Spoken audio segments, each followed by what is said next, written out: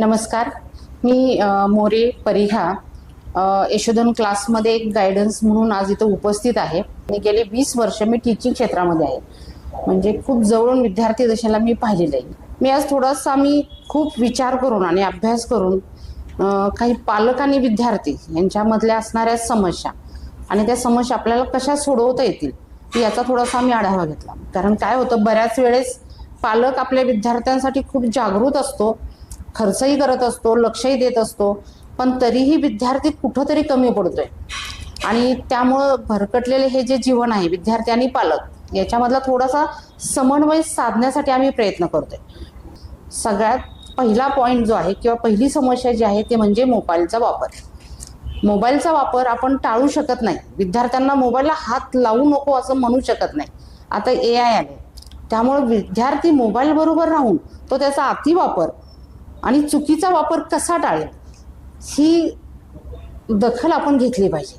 आणि आपली जी ही समस्या आहे त्यांच्या बाबतीतली ते सोडवण्याचा आम्ही नक्कीच चांगला प्रयत्न करणार आहोत. त्याच्यासाठी आम्ही खूप चांगल्या पद्धतीने त्याचे विचार तयार केलेले आहेत. दुसरी समस्या म्हणजे आजचा विद्यार्थी आपल्याकडे स्पष्ट बोलत नाही. तर तो स्पष्ट का बोलत नाही आणि जेव्हा त्याचा रिझल्ट आपल्यासमोर येतो त्यावेळेस त्याचं खरं रूप आपल्याला पाहायला मिळतं. खरं तर धडपड त्याचीही चाललेली असते, पण बऱ्याच वेळेस असं होतं की कदाचित आपण त्याला समजून घ्यायला कमी पडतोय किंवा भीतीपोटी तो मोकळा होत नाही आणि त्याच्या ज्या चुका आहेत किंवा त्याचं जी दडपण आहे ते तसंच राहिलं जातं आणि तो ढोबळ मनाने काम करत जातो आणि नंतर त्याला अपयशाला सामोरं जावं लागतं. ही खूप महत्त्वाची समस्या आहे, कारण आताच्या जनरेशनमध्ये खऱ्या अर्थाने विद्यार्थ्याला फेस करायचे.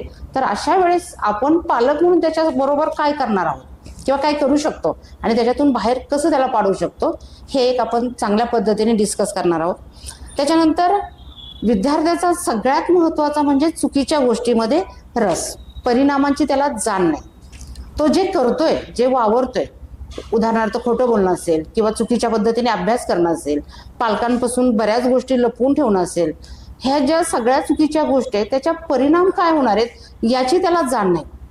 त्याच्या जवळ असणारे जे समस्या आहेत किंवा ही जी गोष्टी आहेत ते त्याला समजून घेऊन सांगणं थोडंसं मला वाटतं आपणही थोडंसं एक शिक्षक म्हणून किंवा पालक म्हणून आपण कमी पडत असेल.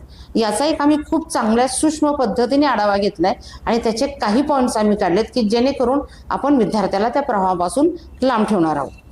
दुसरी गोष्ट म्हणजे चिडचिडेपणा. विद्यार्थी चिडचिडेपणा का करतो? सगळ्यात महत्त्वाचं म्हणजे त्याला अभ्यासाविषयी बोललं किंवा त्याला मार्क्सविषयी बोललं तर त्याची चिडचिडपणा वाढते.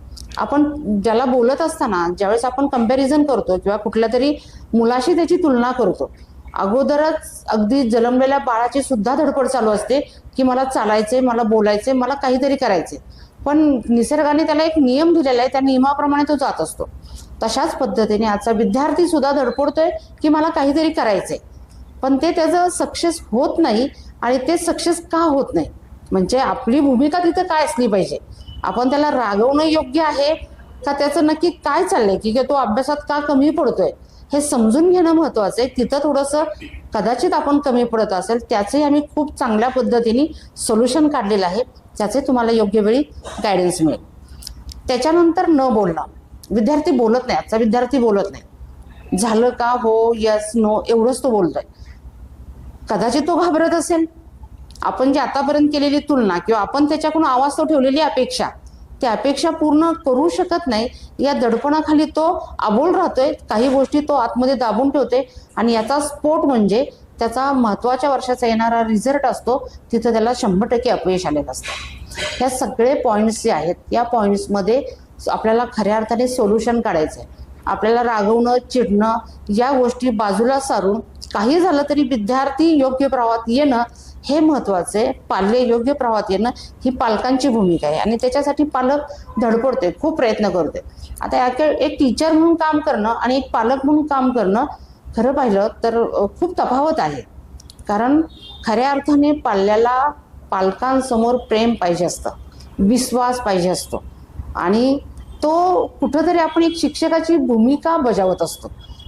म्हणजे तो शाळेतही शिक्षक आहे, त्याला बाहेरही शिक्षक आहे आणि जर त्याला घरातही शिक्षक मिळाला तर मग मात्र तो भरकटला जातो. तर ही एक महत्त्वाची समस्या विद्यार्थ्यांनी पालक आपल्या समोर आहे. त्यामुळे याच्यावर आपण चांगलं मार्गदर्शन करणार आहोत. तो एक दुवा पालक आणि विद्यार्थी याच्यामधला दुवा साधून कशा पद्धतीने पालकांची ही समस्या आपल्याला दूर करता येईल. कारण विद्यार्थी जर यशस्वीरित्या पुढे गेला तर सगळ्यात आनंद होणार आहे तो म्हणजे पालकाला. खूप खर्च करूनही पालक आता मुलाच्या भविष्याविषयी चिंतित आहे.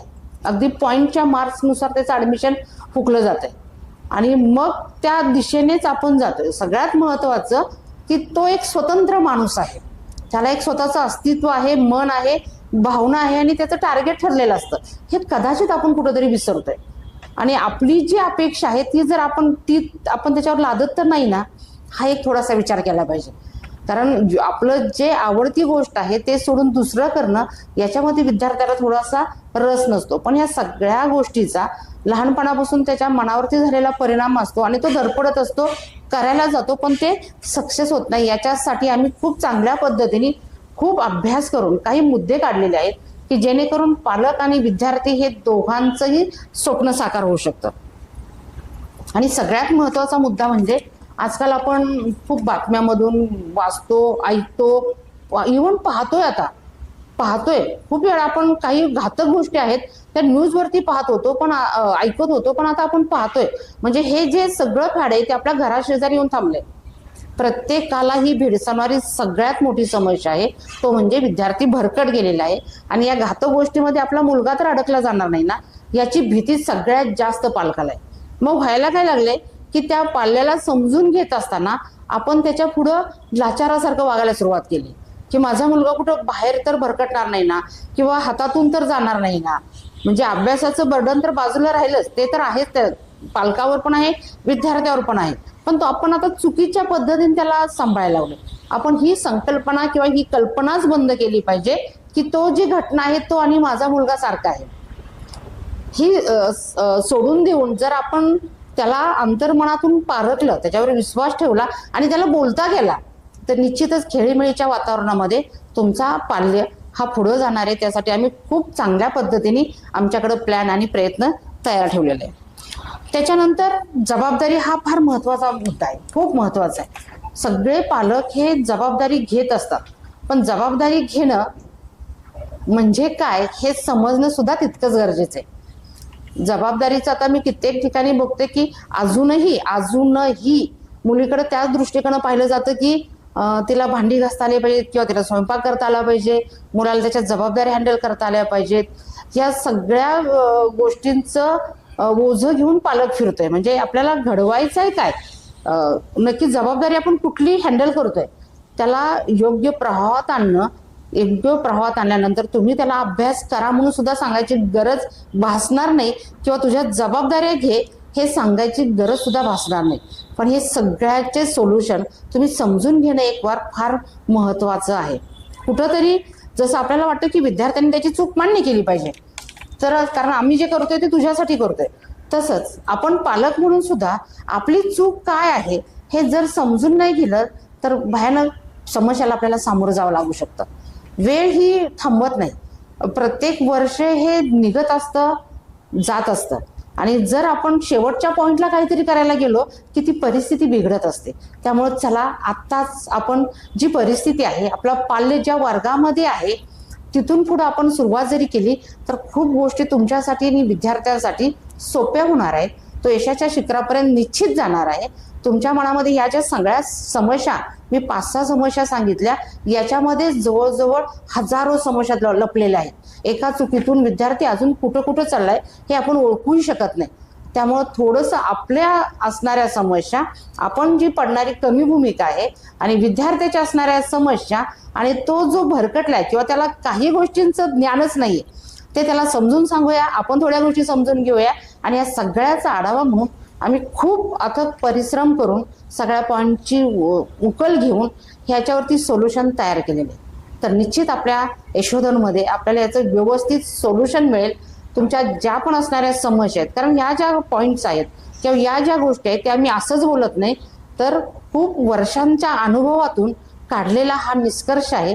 त्यामुळे तुमच्या नक्कीच विद्यार्थ्यांनी पालक म्हणून असणाऱ्या समस्या आहेत त्या इथं दूर केल्या जातील. नमस्कार.